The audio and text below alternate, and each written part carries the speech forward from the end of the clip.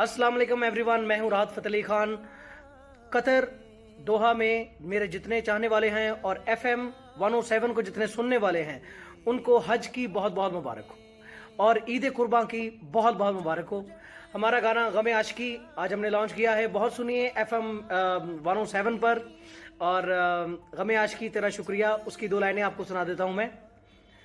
गम आशिकी तेरा शुक्रिया, हम कहां कहां से गुजर गए।